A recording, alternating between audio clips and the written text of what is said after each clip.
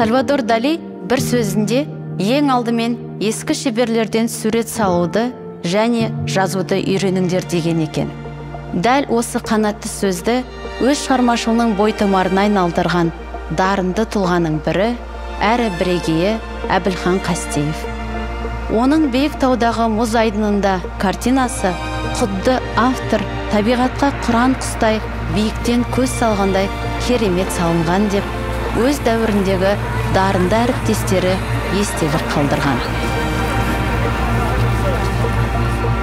Медеу спорт кешені еліміздің мақтанышы.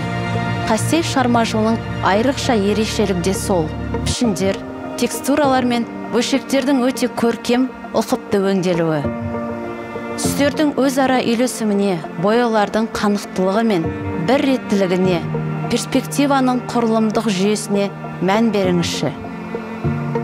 Осы туындыны біздің музейімізде және The Frame теледидарының экранында тамашалай аласыздар. Қастеев музейінің картиналар коллекциясы енді Art Store өнер дүкеніне қосылды. Толығырақ ақпаратты samsung.kz сайтынан таба аласыздар.